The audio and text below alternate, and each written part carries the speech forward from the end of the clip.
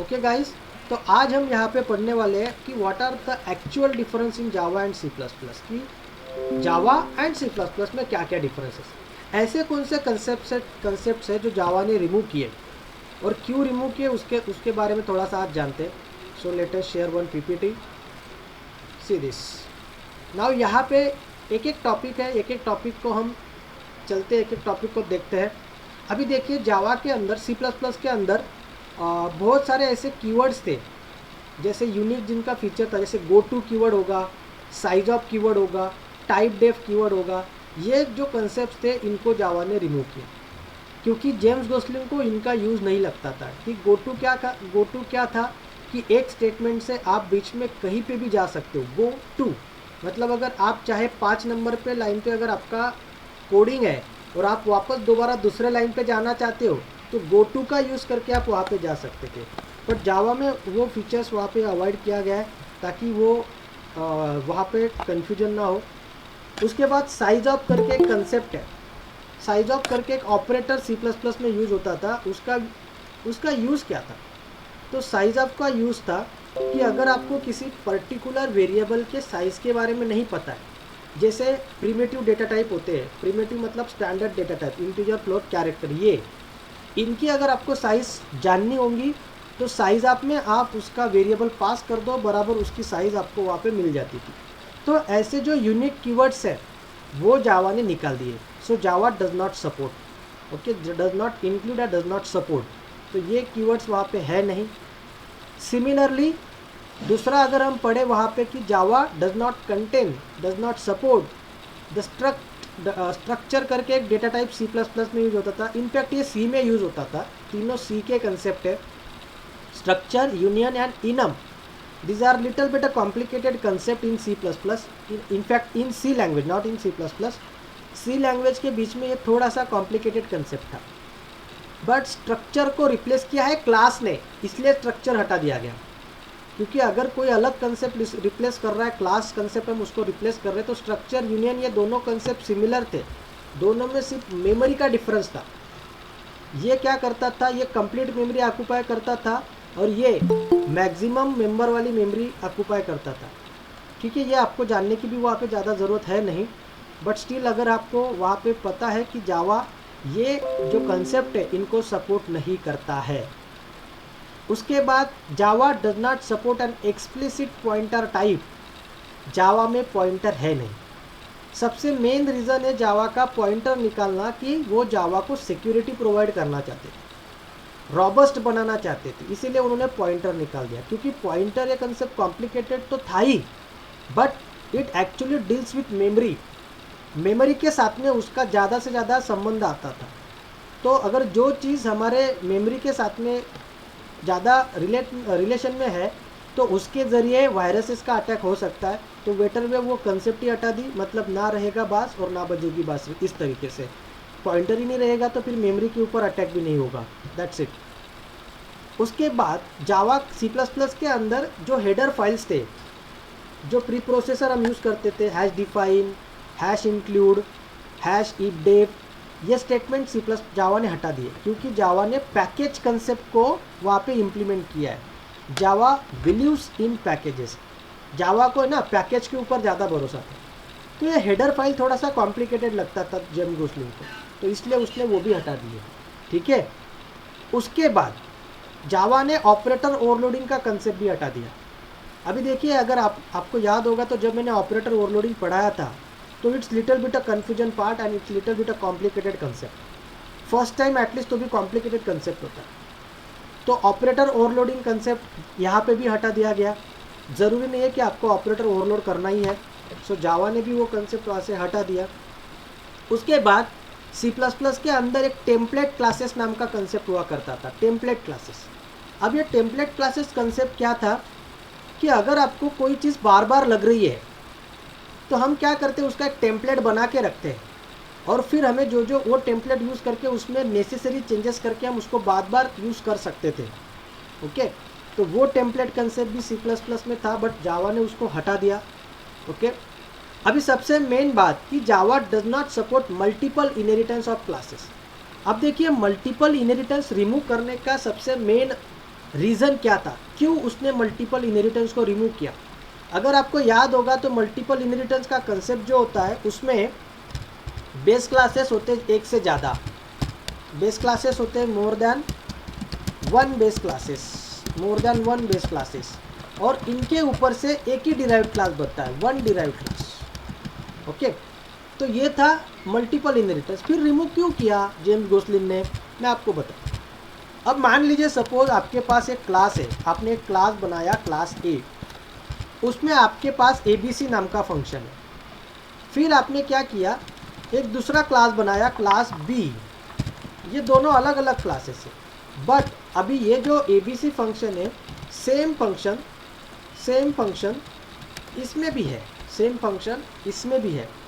Okay, और फिर अब मैं क्या करता हूँ, इसके ऊपर से मैंने तीसरा क्लास बनाया क्लास C, और इसने क्या किया, ये जो ऊपर के दोनों क्लासेस है ना, public A comma public B, दोनों को इनहेरिट किया। और जब हम इनहेरिटेंस करते हैं तो ये दोनों क्लास मतलब A क्लास की property as well as B class की प्रॉपर्टी, दोनों क्लास की प्रॉपर्टी यहाँ पे C क्लास में आ जाती है। अब इसमें क्या हुआ, ऐसा करने से क्या हुआ, अब C के पास दो ABC के वर्जन हो गए, ABC फंक्शन के दो वर्जन हो गए। ये था A क्लास वर्जन, ये A क्लास का वर्जन था, और ये था B क्लास का वर्जन, बराबर। अब मैं जब C का ऑब्जेक्ट क्रिएट करता हूँ, अब C का ऑब्जेक्ट हम कैसे करते हैं, C OBJ, और मैंने कॉल किया obj.abc। अब C के पास दो ABC फंक्शन है, A class version and B class version. अब यहाँ पे कंपाइलर गेटिंग कंफ्यूज, अब यहाँ पे कंपाइलर कंफ्यूजन में आता है, कंपाइलर गेटिंग कंफ्यूज कि एक्चुअली मुझे A क्लास की ABC फंक्शन कॉल करनी है कि B क्लास की ABC फंक्शन कॉल करनी है। कंसेप्ट समझ में आ रहा है सबको कि क्या प्रॉब्लम था मल्टीपल इनहेरिटेंस में, यस और नो? Yes sir. है ना? Yes sir. प्रॉब्लम क्या था कि यस सर। A क्लास में भी ABC फंक्शन था, B क्लास में भी था। फिर हमने C में क्या किया, दोनों क्लास को इनहेरिट किया, मतलब हमने मल्टीपल इनहेरिटेंस अचीव किया। बट इससे हुआ क्या कि A क्लास की भी ABC फंक्शन यहाँ पे आ गई और B क्लास की भी ABC फंक्शन यहाँ पे आ गई।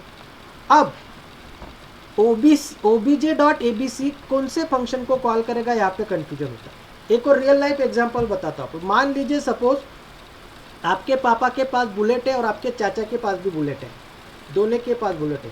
अब आपने क्या किया, दोनों की प्रॉपर्टी आपको मिल गई मान लीजिए, तो ये बुलेट भी आपके पास आ गई, ये बुलेट भी आपके पास आ गई, और फिर आपने आपके लड़के को बुलाया, जा बुलेट लेके आ। कौन सी बुलेट लाएगा वो, बताओ मुझे, कौन सी बुलेट लाएगा?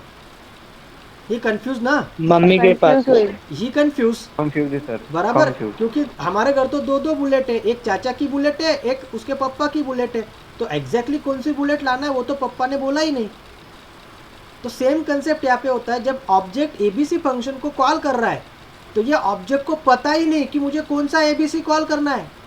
फिर ये कंपाइलर जो होता है ना हमारा, वो कन्फ्यूजन में आ जाता है, और जब कंपाइलर कन्फ्यूजन आता है तो इसको एम्बिगिटी एरर बोलते हैं, ambiguity error, this is known as ambiguity error.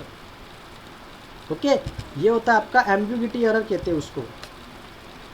तो ये जो एम्बिगिटी एरर आता है जब कंपाइलर कन्फ्यूजन होता है, तो this kind of error is known as ambiguity error. फिर हमने क्या किया था कि ये कन्फ्यूजन हटाने के लिए फिर हम रेफरेंस देते थे, जा रे पप्पा की बुलेट लेके आ, जा रे चाचा की बुलेट लेके आ, मतलब उसको रेफरेंस देना पड़ता था हमें साथ में। फिर हम क्या करते थे, रेफरेंस कैसे क्रिएट करते थे, C का रेफरेंस, मतलब अभी ये A का रेफरेंस क्रिएट करेंगे, A OBJ, और फिर उसके साथ में आप उसको कॉल करेंगे। तो आपको रेफरेंस देना पड़ा ना A का, कि भाई आपको चाचा की बुलेट लानी है, कि भाई आपको A क्लास की ABC कॉल करनी है, B क्लास की नहीं। यह कंपाइलर को आपको सेपरेटली बताना पड़े। बट फिर जेम्स गोसलिन ने सोचा कि इतना कन्फ्यूजन करना क्यों, चलो ये कंसेप्ट को ही हटा देते हैं, ना रहेगा बास ना बजेगी बास। Okay, like this. सो ये इनहेरिटेंस का जो कंसेप्ट था मल्टीपल इनहेरिटेंस का, वो डायरेक्टली जेम्स गोसलिन ने रिमूव कर दिया, ताकि ये जो कन्फ्यूजन है ना वो ना रहे और प्रोग्रामर को प्रोग्रामिंग आसान बने। That's why Java does not support multiple inheritance. तो समझ में आया कि जावा ने मल्टीपल इनहेरिटेंस को क्यों निकाल दिया।